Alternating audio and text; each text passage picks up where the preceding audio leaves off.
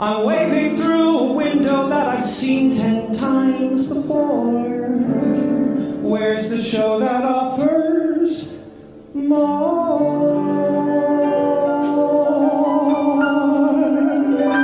2, 3, 4. Give me a little new music. How about a little new music? Too much time with the news has got me feeling news sick. Let's try a little new music. This is the first time I'm premiering Mansplaining, my song from Glass Ceilings. ALittleNewMusic is such a wonderful place to premiere a new musical theater. I think it's great to introduce, my stuff to a new audience and also be part of a community that both values new musical theater and also supports it. I had a song and a concert, and it felt like a really safe audience that really was in tune with what I was trying to say. I came from the Bronx to come sing here. I'm singing Dance Floor. It's a new song from the Broadway show Talk to Me. The song I get to perform tonight is called The Only Straight Boy in the Room, which really spoke to me. I am singing a new song, Carner and Gregor song called Fractured Fairy Tale. It's really exciting because we get to put our spin on it, and you're really a part of that process too, of bringing a show to reality.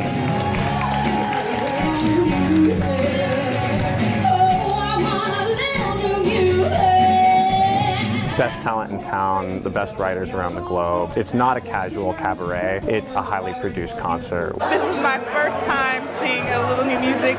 It gives you a little taste of what's new and what's to come, and it just makes me excited because I want to see every single show now. I really think people need to come and experience hearing songs that have not been performed before. There's something incredible about hearing it for the first time. Ballads, up-tempos, jazzy tunes, old school Broadway type of songs. Sometimes like the next Sondheim shows up, and you get to be a part of that. Let's try a little new music. Come on, guys. Let's try a little new music. A little new music, that's the name of the show.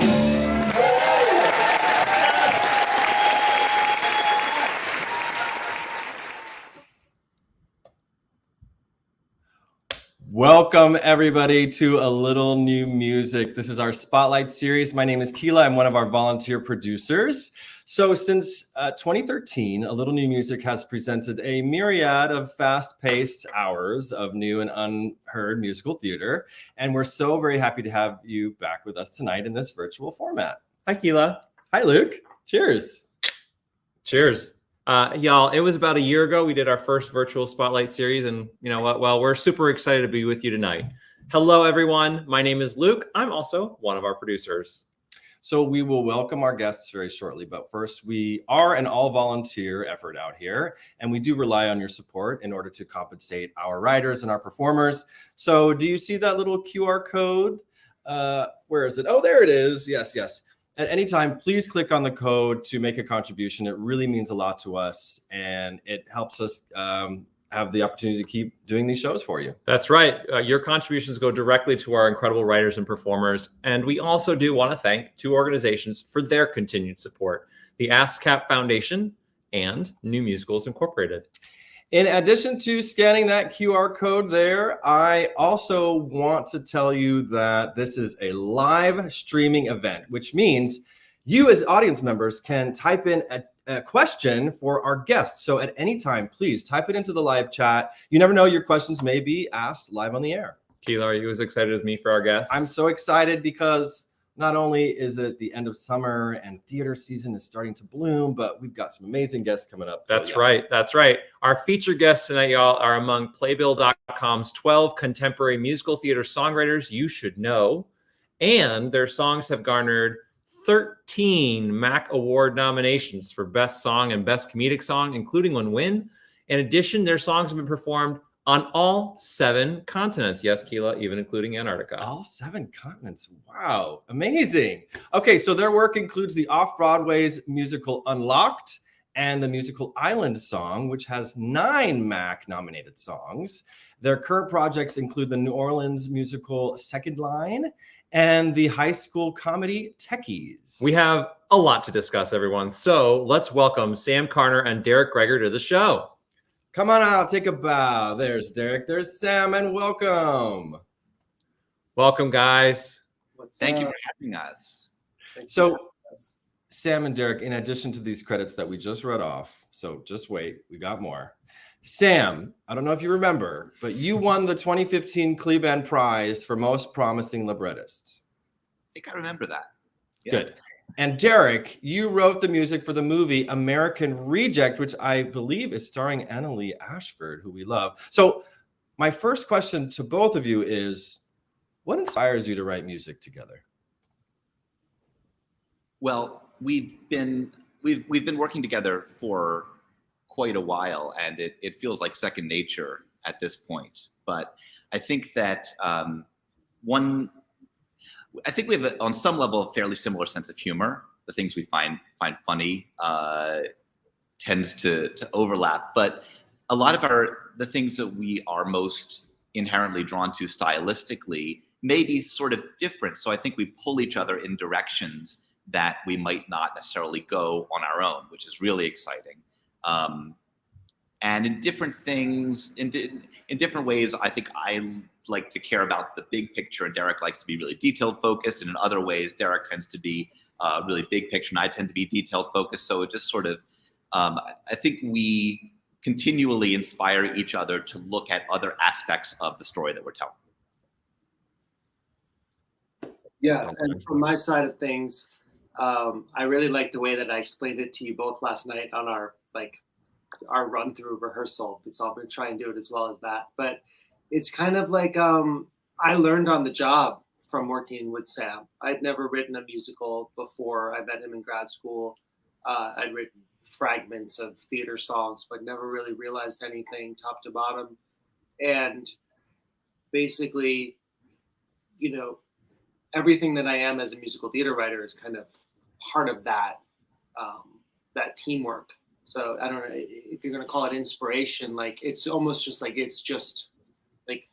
oxygen. So it's just like that's how we approach stuff. And even when we go our own ways for different projects to do stuff, like at least from my side of it, it's kind of the same. It's all those principles that I kind of learned on the spot, you know, writing my first shows with him. Well, speaking of your music, you're having very different tastes. You know, I think while Rate Your Room would give you both a 10, I just want to acknowledge the white elf or the elephant in the room here of Sam. You're like in a super modern, like with the boxes and the white and the gray and the black. And Derek, it looks like you're calling in from like 15th century Romania. It's really quite something, but I think both of you get 10s on your Rate Your Room. So anyway, fun fact, your songs have been featured on our live stage more than any other writing team. True story. By our count, 9 times. So obviously we love your work. We're a fan. We're a fan. If we haven't established that. We want to give our audience, though, a little taste right now of what you've done over the years. And while normally when we do this in our show, we ask for a little bit of context, we have a lot of highlights to go through. And by the way, to our audience, this includes a clip from a never before seen recording of a live performance on our stage, which will be posted on our website tomorrow in its full glory. But we're going to just roll the tape to watch all the highlights so we can talk about some of them afterward. Glory. Well, I'm not a stalker, so don't call a lawyer. Just sit back and listen, no sin. And I don't see a thing, which means I'm no voyeur. Hey, it's not my fault if the walls are thin. Give me some wall loving, ship out. Give me some sweet wall loving, throw a bone. I'm just glad to be aware of you being taken care of, and it's better than being alone. Ship out. I think I know the explanation. Somebody put acid in the eggnog. Let us like to tell it Christmas night we gone.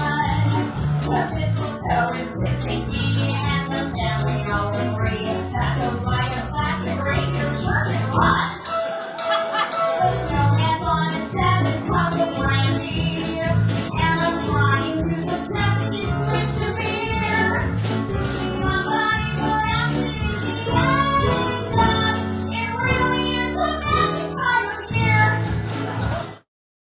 White girl wasted, oh yeah, white girl wasted.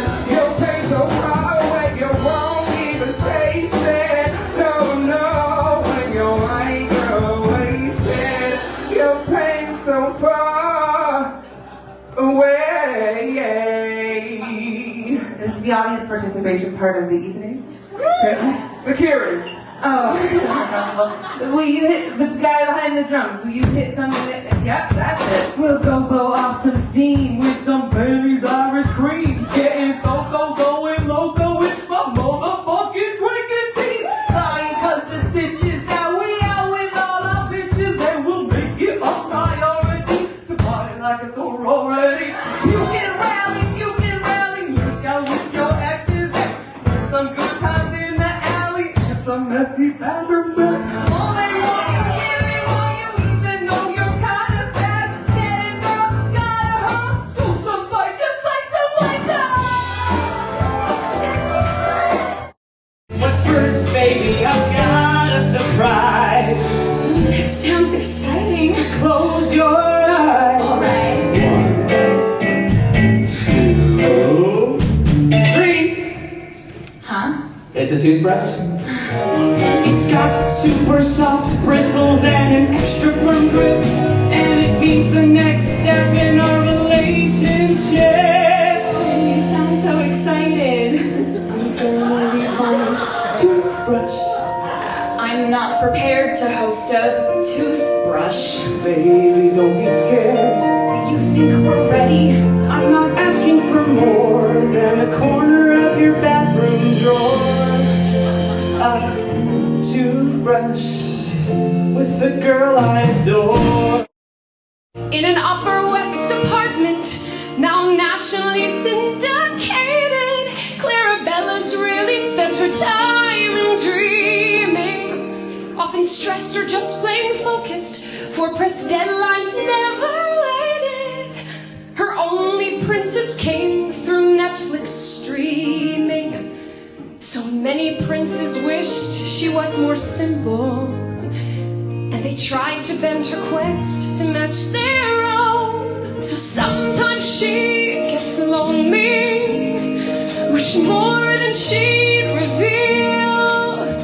She does great deeds, makes strong the frail, and knows the longing all her patients feel. We want happily ever after, but just the journey's real. And so I guess we never fail in our ongoing quest for the Holy Grail. And we'll never find it, but we'll blaze the trail. Everyone who's living in a fractured fairy tale.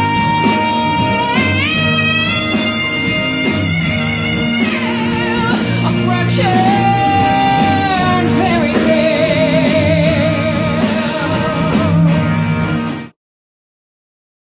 So shine, firefly, into the darkness. Never let them steal your dance. Be our guide till the morning. And fill this black expanse. Just be the light that we've been waiting for. And we'll make music to your flashing, soaring flight. Don't deny that you're right. Don't be shy. Come on, firefly, light up the sky.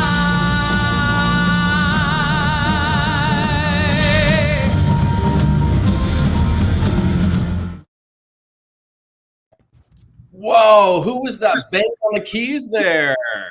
Amazing. Hey, folks, back at home and to our guests today, thank you for going down memory lane with us. That was quite a tour de force, and thank you so much for this, for your talent. We do have questions, and in case anyone in our audience has their own, please type them into the live chat. I do know that we had some cast members watching tonight. I think Matthew Sims is here and Kate from White Girl Wasted. Hey, girl. Anyway, so shout out to them. So I know there are a lot of songs here. Let me just interrupt you and say they were awesome. Yeah, really great. Thanks. Fantastic. Yeah, so, you know, I mean, there are a lot of songs here, but just to the best of your knowledge and off the top of your head, you know, what, you know, can you tell us a little bit more about some of the songs we saw, what shows they're from, and what's going on with them now?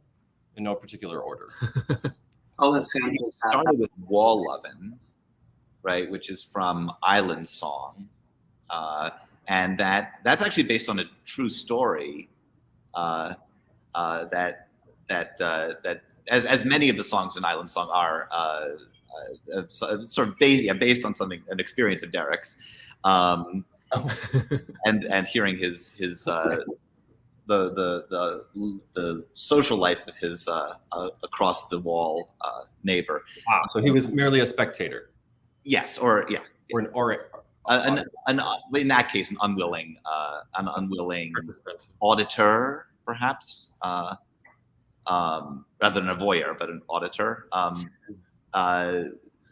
Anyway, that's from our show Island Song, which actually, now it's available for licensing at Uproar Theatrics, which was really exciting. There've been a number of productions coming up over the last few years and coming up this fall.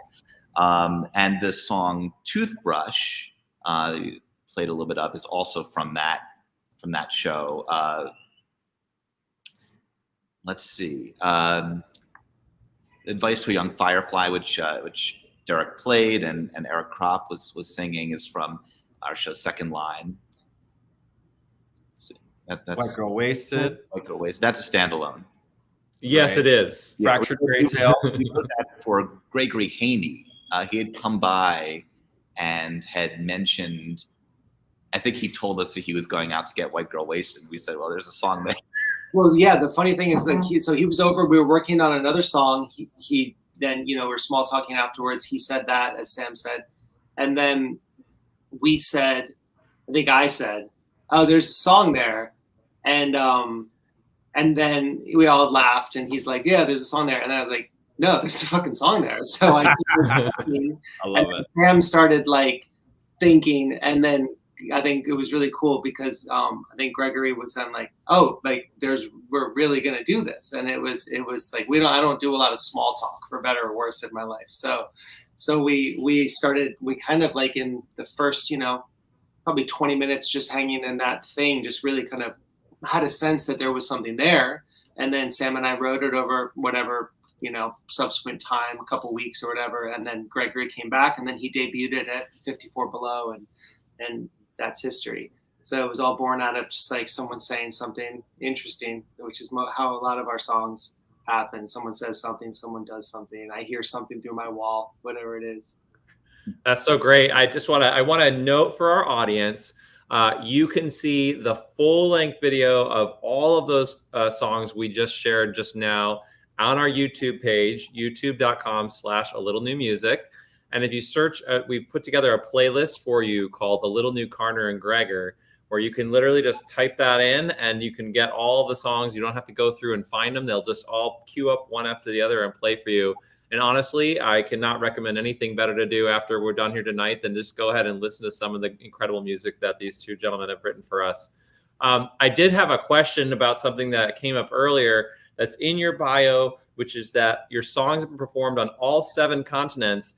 And while I can understand, okay, Asia, South America, Oceania, Africa, I'm having a hard time with the furthest south, the continent that is furthest away from all of us. That I'm drawing a blank on, Antarctica. Which is called Anastasia. Antarctica. Oh, literally just had, for everyone watching, I just had a total brain fart in front of the camera.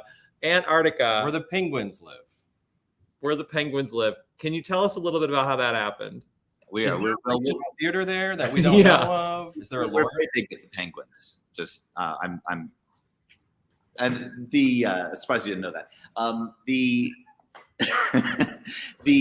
So it turns out we did a concert a number of years ago, like a workshop concert thing at in Jackson, Michigan.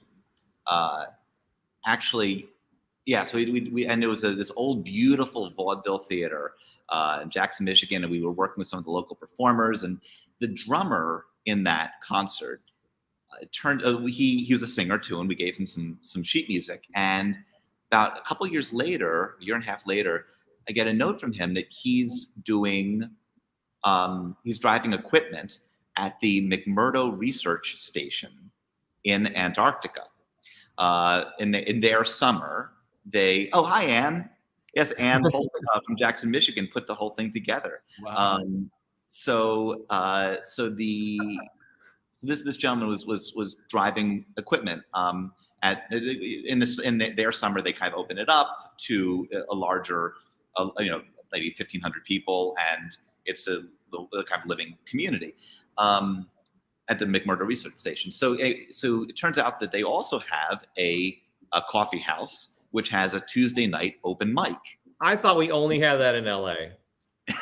An open mic. An open mic on a Tuesday night. And so he performed a few of our songs at the McMurdo Research Station's Tuesday night open mic. Wow. I mean, I guess that could go on all night, because doesn't night last for 20 hours or something like that? There is no night. Yeah. There is no or night. there is none. Right. Yeah. You get like a 30-minute window there. Fantastic. Congratulations. That is so interesting and a great fun fact. Thank you, Luke, for bringing that up. So can you tell us a little bit more about what your collaboration process is like? I know one of you usually does music, one of you does lyrics. Which comes first, the chicken or the egg kind of thing? I think through the years, it's happened every way we can imagine, writing, a lyric first and then me setting it from afar, or vice versa, or us being in the same room talking and then separating and writing our own things and then coming back together. Or kind of getting in each other's business, and me having a lot to say about words, Sam having a lot to say about music. Sam is a proficient composer in his own right. So sometimes I think that it's really hard to separate lyrics from rhythm. It's possible to kind of take a new take on that as the composer person, but someone as musical as Sam is, he's usually very aware about the rhythm that he wants for the lyrics. So because he knows how to use the notation program that we use, Finale, sometimes I'll be like, all right, here you go. And I hand him my computer and I'll make him enter the lyrics in the rhythms, like all on one pitch, so that it saves us a step. So it's like, because I know what, especially if maybe in a specific section of a song, like a verse or something like that. So we've done so many different things. It just kind of goes back and forth, but it's always, I think, a pretty balanced combination of being in our own separate spaces mentally and being literally just kind of talking and hashing stuff out and making discoveries on the spot. So, but music or lyrics first, it kind of goes back and forth. I think it's also kind of about the nature of the song. Some like more, I think a horrible generalization would be the comic songs are more lyrics first and the non-comic songs are more music first, although there's many exceptions through the years. But I do think that that's a general truth for Sam and me. And I also think that choruses are more music first and bridges are more words first. But it's really, there's probably close to 1,000 songs that we've done through 20 years. So, right, maybe a little less than that, Sam, but 20 years? Did you just say that? I know. I was always bitching at Sam in the beginning of our career. I was like, we can never say how old we are. It's show. I was like, I think I read some book about show business, and I was like, you can never like reveal anything. I'm like, oh, come on. I haven't shaved. I have a little gray. Like it's been since 2002, really, since we've been going hard. So. And you met at NYU, right? Yeah. But I think Irving Berlin or Cole Porter also worked very closely with rhythm and how they create their songs, was just how the rhythm of the sentence goes. Am I right, Sam? There's that Abe Burrows story about being awakened at the night when they were working on Can Can, when he and Cole Porter were working on Can Can, and Porter saying not this is what the song is, but calling him and saying this is what the rhythm of the song is. He was a composer. Porter was a composer lyricist, but and I think that rhythm is where I guess lyrics and music intersect. One thing I would say is we never really it's very rare that one of us hands the other person just a finished product and says set this. So we have a lot of time figuring out what we're doing and getting a handle on some aspect of the words and the idea and some aspect of the music. And generally no section gets way ahead of the other. Yeah, I think we're kind of like a measure twice, cut once. I've never ever in my life used that metaphor, but I think it's a good one. I think we do that. I also think I totally overestimated. I said 1,000 and Sam hesitated. No, it's not anywhere close to 1,000 songs we've written. It feels like it, but it's a lot. It's hundreds. It's enough that things have happened in every single conceivable way. So I don't want to be like a poser saying we've written 1,000 songs, because it's probably half that or and enough where things will continue. I mean, hopefully we might hear something new tonight that came out of those. Well, what a segue, Keela, because it just so happens that we do love bringing new and unheard musical theater to our A Little New Music audience, which will include the gem that we're about to watch right now, making its world premiere. So, gentlemen, would you give our audience just a little context for what we're about to see? Sure. Yeah, this is from our show Techies, our brand new show. Yes, there it is. There it is. And it's essentially about, it takes place in a high school theater department, and it's about the war between the actors and the technical theater students for just the little bit of respect that anyone who's involved in the arts is able to get in high school. So is it like a chorus line for the Techies? I mean, it's more like West Side Story in that it's the two factions kind of battling it out. There's kind of techie unity and a kind of actor unity, but then they become warring factions. It's sort of like, something like West Side Story meets Glee, with a little Wicked thrown in, and on the comic side. So anyway, this song is for the lighting designer Spot Op, whose name is Night Train. That's her nickname, and she's very shy and kind of stays mostly to the lighting booth and spot platform, but has fallen in love with one of the actors, though she's never spoken.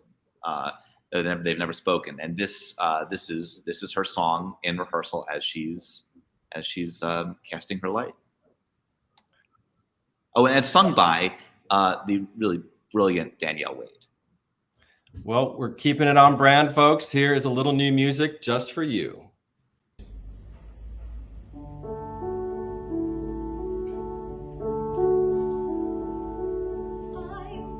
High up and out of sight, away from their rejection, the awkward girl in black. It's fine, 'cause when I shine this light, it lands on your perfection, and then you shine it back. No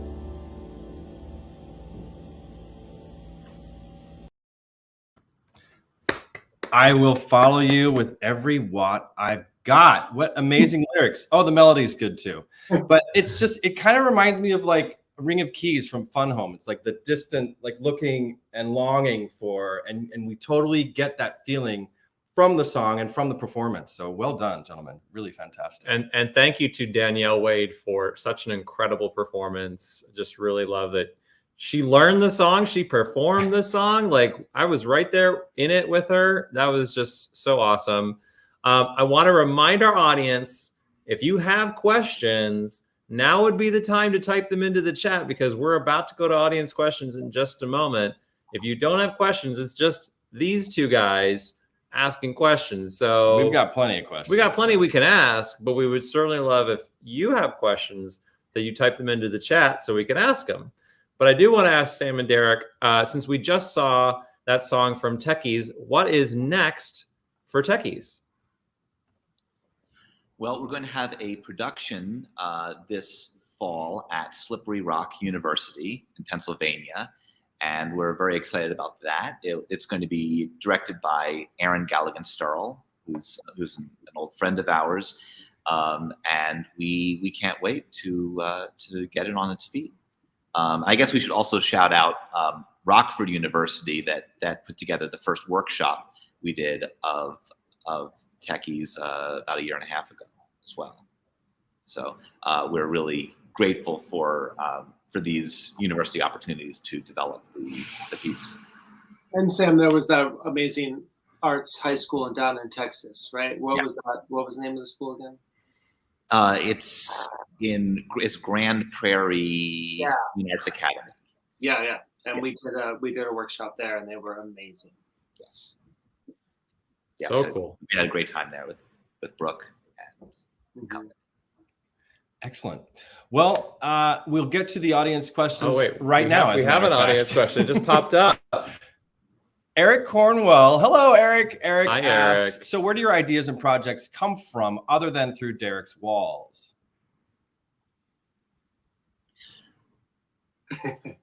You go ahead, Sam. Yeah, I mean, well, they come from all different places, but largely, I think experiences, things that are on our mind, things that we're talking about, discussing.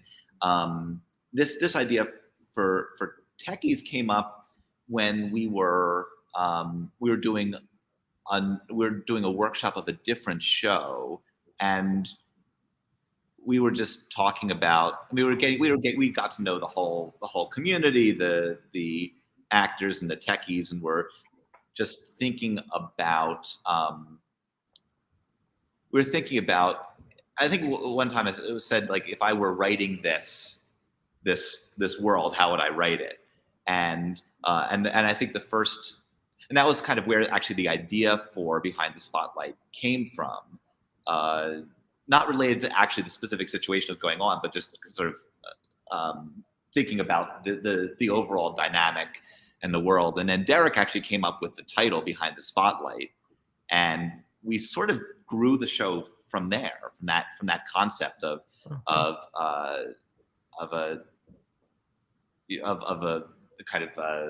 a romance across those borders.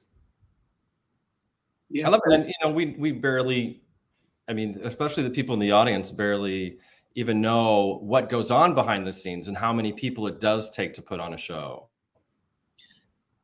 Yeah, and one of the things that we are hoping to do with this is create also an opportunity for potentially technical theater people to actually have roles in the piece, so that potentially people could be doing their role while also in their actual role in the backstage or front stage. Look at that theater in the round. So like working. Yeah, but with a little more of a book. But definitely. So trying to kind of puncture those barriers. Great, Derek, were you going to say something? Yeah, just a more general answer to your question, I think, is we're just on the look. Like, we just keep our ears and eyes open, and we hear really interesting things from our friends, where people say weird stuff and people do weird stuff, and maybe Sam or I do weird things. Like it's just like there's all kinds of things that can be kind of, you know, blown up into a song, and a part of a character or dynamic within a show. And then also just maybe the less kind of sexy version is that the external forces, like being asked to do a spec song for something, or to do a draft of something for, so there's like producers or other creators that we're always talking with. So sometimes it just falls on. But when it does arrive in our hands to have an opportunity to write material, we still go back to the other thing that I said, which is like our own personal experiences. I feel like it's just, this is going to make me sound so old, but it's like people, I just try and keep my eyes open and look around me. And there's so many people that are just literally in their phone and that's it. And they're never looking around. And sometimes I'll see something crazy happening in the New York City and people are not looking. I'm like, what are you doing? This is fascinating. Like this is happening right now. And it's like, so I think that just being old enough that we don't just live on our phones and miss everything. I guess maybe there's something there. I don't know. I'm sure the other people are writing great things and not doing what we're doing. But it's like I was on the subway in New York City once, and on the doors it says like, do not lean on door. There's a sticker, or there's like a sign, and someone had made a sign that was the same exact font. It said, do not fall in love. And they had put it right there. And I'm sitting there and nobody's looking at it. And I'm like, this is so cool. So I don't know. Maybe that's where. I think if I could summarize what you just said, Derek, is that you're an old guy with weird friends. Yes. Is that getting at it? I'm getting just live in the moment. Oh, yeah. And embrace rotary telephones. Yeah, exactly. So listen, there's so many more questions we want to ask you, like, what kind of composers do you look up to, et cetera, et cetera. But we do have our standard questions we ask all of our guests. And those are kind of, think of it like inside the musical theater writers studio. And we are your co-hosts. That's how we do. So are you both ready for your spotlights? Yeah. Think so. Okay, good. So I'm just gonna put this first question out there. You're either, whoever wants to answer it first, go right ahead. So what was the first musical that you can remember seeing, and your first Broadway musical you ever saw? My first musical I ever saw, first musical I ever saw was Peter Pan, but the one that really, the following year that really got me into musicals at age 6 was Annie Get Your Gun. You saw Annie Get Your Gun at 6? Yes. Cool. I remember being really indignant that she threw the contest at the end. Seriously, wait, was that the one Bernadette Peters was in? No, this was at the Main State Music Theater. Fantastic. Irving Berlin. I mean, come on, just classical. I sing my son, my 3-year-old son. One of our standards at bedtime is Moonshine Lullaby. Mm-hmm. Oh, fantastic! No brainer. Moonshine Lullaby to sing to the kids. Yeah. I love. What's the one? I got.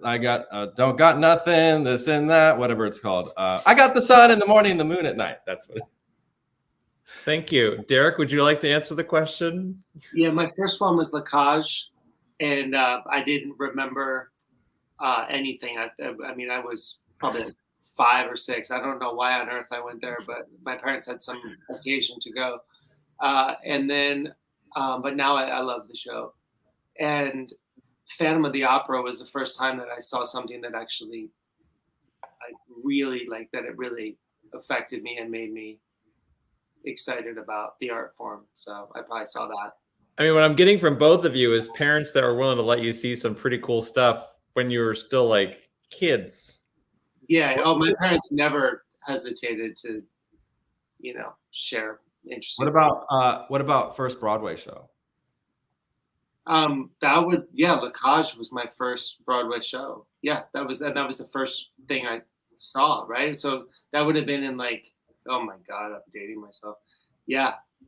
20 years. Not 20 the years, one Derek. with George Hearn. Not the, you mean the one with Douglas Hodge and I was like 5. So okay. it would have been in the early 80s. Okay. So yeah. Yeah, it was whenever that first. I think it was at the original Broadway production. Oh, cool. And then I saw Phantom in like probably 86 or 87. I think my first was Jelly's Last Jam. Oh wow, I've never seen that one. It was fantastic. Yeah, for sure. All right, guys, our second of our 3 questions we ask all of our guests: who would you drop everything to go see perform live, whether they're with us or not? Okay, well, I mean, the geeky answer is that of course, I'd be really fascinated by seeing people that there is no record of, but you've heard about. So like David Garrick or Irene, or like Burt Williams. I would love to see. I'm so curious as to what it would be actually like to watch them. That's great. Great. That's my geeky answer. I don't know. We know so many amazing performers. It's always feel like I learned so much watching the performers that we get to work with, and so it's really hard to pick of people living. I don't know. I'll say Audra McDonald. Heard of her? Yeah, heard she's pretty good. Mm-hmm.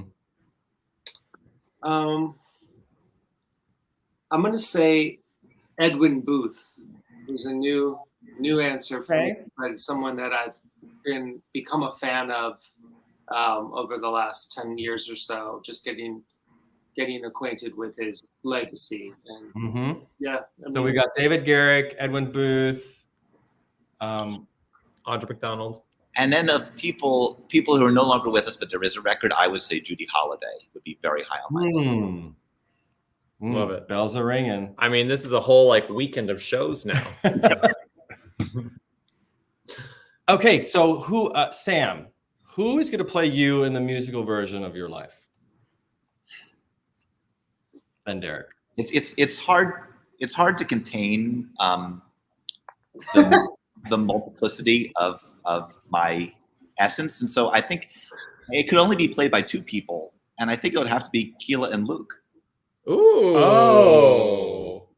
Well, that was very flattering and totally unnecessary, but very much appreciated. I mean, your answer, I have so many songs in my head right now. I'm like, where do we start? I have one, but the problem is that he's really good looking, so I don't want to sound douchey, but I do think that he's just like freaking amazing. He also can just transform to be whatever he thinks I am. If it's not as good looking as him, it's I think Christian Bale would be a really fun one. And I also, the reason that because when you said that in our rehearsal gathering last night, I was like, oh, Christian Bale, because I had been ranting to someone before that he should play Trump whenever the Trump movie happens. I was like, Christian Bale would nail it. I don't know. I never associated them. You had me at ranting. I mean, that's sort of where my brain goes every time I hear his name. Well, we know Christian Bale has chops because he was in Newsies. Yeah.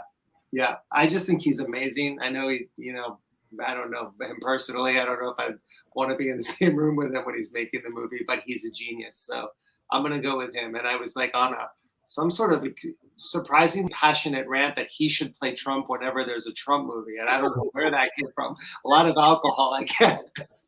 I want to be able to put that chapter of our lives behind us, and then make a movie, still be in it. He's played Dick Cheney.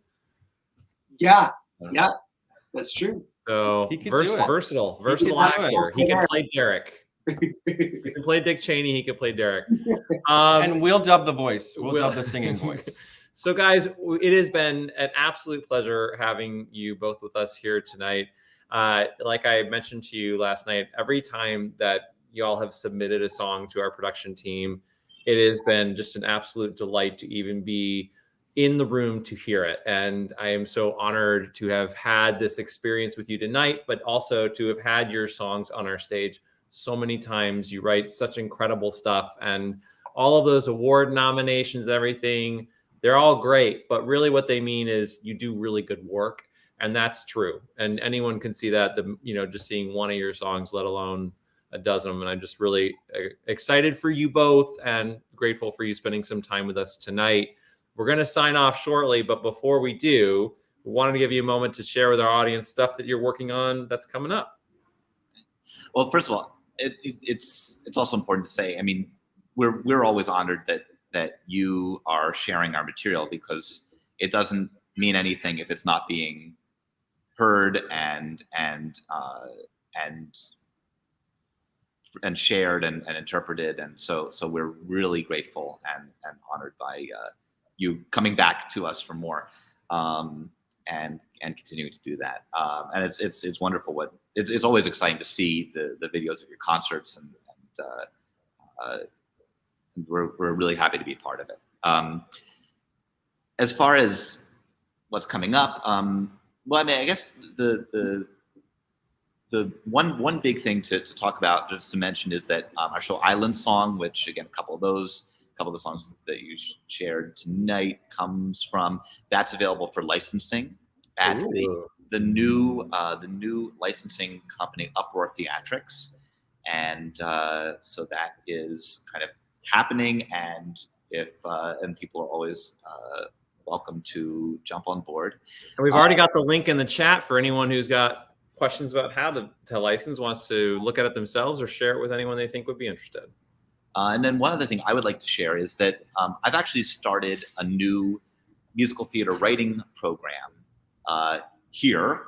NYU, watch out. Well, we love NYU, but this is we really do. We had an amazing experience there, but this is a little different in a lot of ways. It's a two-year program at the Institute for American Musical Theater.